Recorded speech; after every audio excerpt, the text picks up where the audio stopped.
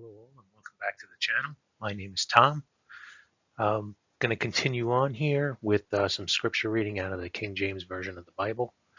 In this video we are going to go over the second book of Peter. Let's get into it.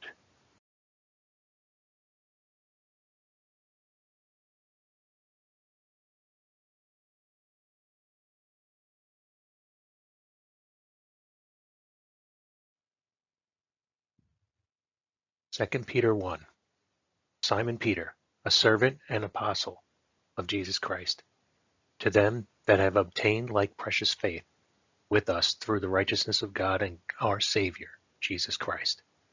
Grace and peace be multiplied unto you through the knowledge of God and of Jesus our Lord, according as his divine power hath given unto us all things that pertain unto life and godliness, through the knowledge of him that hath called us to glory and virtue, whereby are given unto us exceeding great and precious promises, that by these ye might be partakers of the divine nature, having escaped the corruption that is in the world through lust. And beside this, giving all diligence, add to your faith virtue, and to virtue knowledge, and to knowledge temperance, and to temperance patience, and to patience godliness, and to godliness brotherly kindness, and to brotherly kindness charity. For if these things be in you, and abound, they make you that ye shall neither be barren nor unfruitful in the knowledge of our Lord Jesus Christ. But he that lacketh these things is blind, and cannot see afar off, and hath forgotten that he was purged from his old sins. Wherefore the rather, brethren, give diligence to make your calling and election sure. For if you do these things, ye shall never fall.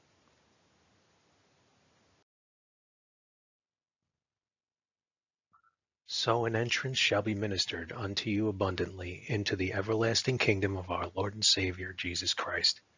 Wherefore, I will not be negligent to put you always in remembrance of these things, though ye know them, and be established in the present truth. Yea, I think it meet, as long as I am in this tabernacle, to stir you up by putting you in remembrance, knowing that shortly I must put off this, my tabernacle, even as our Lord Jesus Christ has showed me.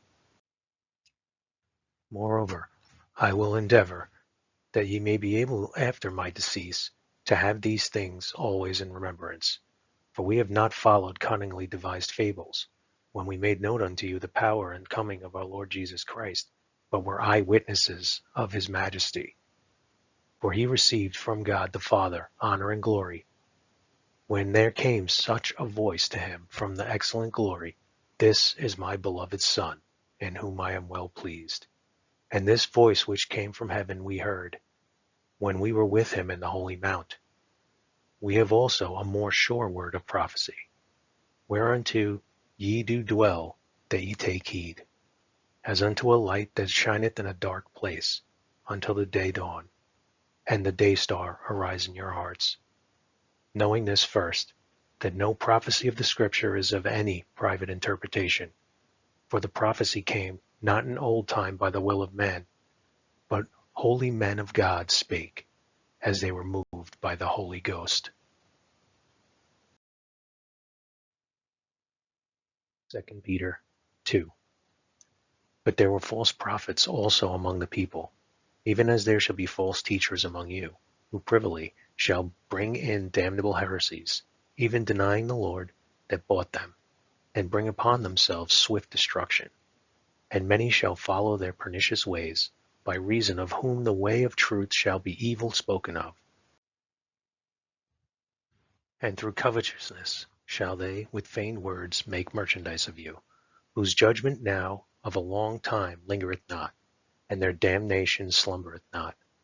For if God spared not the angels that sinned, but cast them down to hell, and delivered them into chains of darkness to be reserved unto judgment, and spared not the old world, but saved Noah, the eighth person, a preacher of righteousness, bringing in the flood upon the world of the ungodly, and turning the cities of Sodom and Gomorrah into ashes, condemned them with an overthrow, making them an ensample unto those that after should live ungodly, and delivered just Lot, vexed with the filthy conversation of the wicked.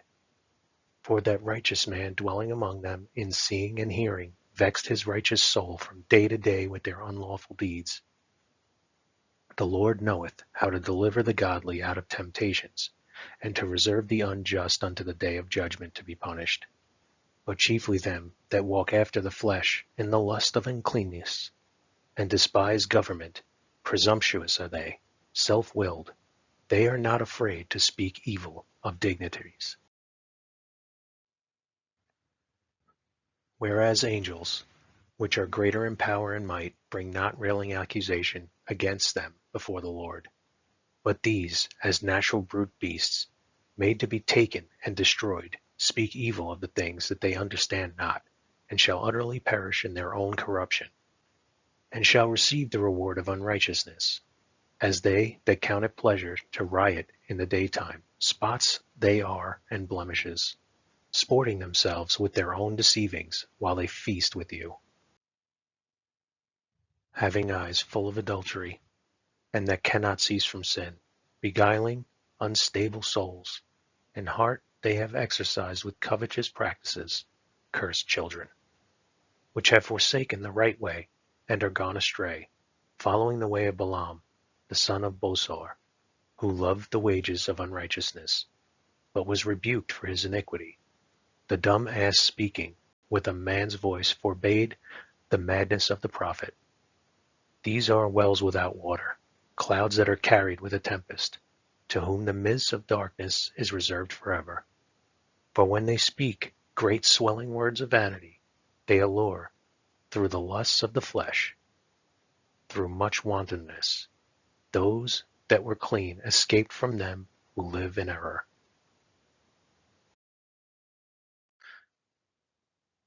While they promise them liberty, they themselves are the servants of corruption. For of whom a man is overcome, of the same is he brought in bondage. For if after they have escaped the pollutions of the world through the knowledge of the Lord and Savior, Jesus Christ, they are again entangled therein, and overcome, the latter end is worse with them than the beginning. For it had been better for them not to have known the way of righteousness, than, after they have known it, to turn from the holy commandment delivered unto them. But it has happened unto them according to the true proverb, the dog is turned to his own vomit again, and the sow that was washed to her wallowing in the mire. 2 Peter 3.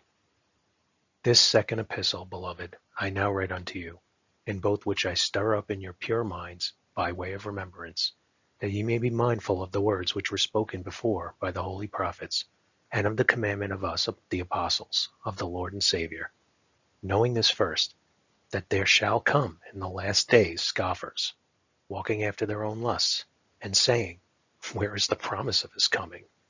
For since the fathers fell asleep, all things continue as they were from the beginning of the creation. For this they willingly are ignorant of, that by the word of God the heavens were of old, and the earth standing out of the water and in the water, whereby the world that then was, being overflowed with water, perished. But the heavens and the earth, which are now by the same word, are kept in store, reserved unto fire against the day of judgment and perdition of ungodly men.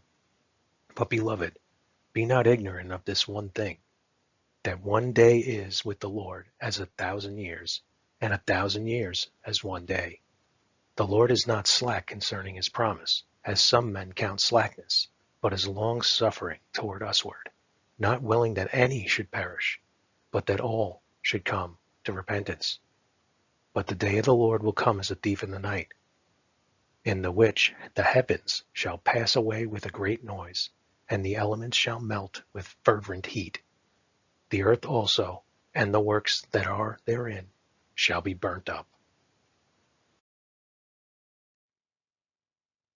Seeing then that all these things shall be dissolved, what manner of persons ought ye to be in all holy conversation and godliness, looking for and hasting unto the coming of the day of God, wherein the heavens being on fire shall be dissolved, and the elements shall melt with fervent heat. Nevertheless, we, according to his promise, look for new heavens and a new earth, wherein dwelleth righteousness. Wherefore, beloved, seeing that ye look for such things, be diligent that ye may be found of him in peace, without spot and blameless. And account that the long suffering of our Lord is salvation, even as our beloved brother Paul also according to the wisdom given unto him hath written unto you, as also in all his epistles, speaking in them of these things, in which are some things hard to be understood, which they that are unlearned and unstable wrest, as they do also the other scriptures, unto their own destruction. Ye therefore, beloved, seeing ye know these things before, beware lest ye also, being led away with the error of the wicked, fall from your own steadfastness, but grow in grace and in the knowledge of our Lord and Savior Jesus Christ. To him be glory both now and forever. Amen.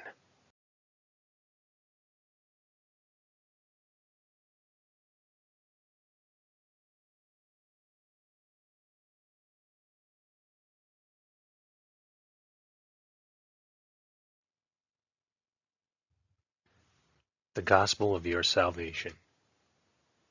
First, realize your need for a Savior. If you take a walk through the Ten Commandments, you'll start to realize that you've broken at least one, that you are a sinner. Because you're a sinner, if you die in those sins, you will end up eternally separated from God in a place called hell. You must repent. Change your mind about your condition. Your unpaid sin debt will keep you eternally separated from God in heaven. You need a Savior. Next, you have to believe that God sent a Savior. God sent his only begotten Son, Jesus Christ, to save sinners. He shed his blood and died for your sins. He was buried and resurrected on the third day. He was then seen by more than 500 eyewitnesses at once who testify that he is alive forevermore. He is the hand that is trying to save you from the pit. You must place your faith in his blood. It is the payment for your sins. Believe on Jesus now and be saved forever. Call out to Jesus to save you. It is ultimately your choice. Simply ask him to save you.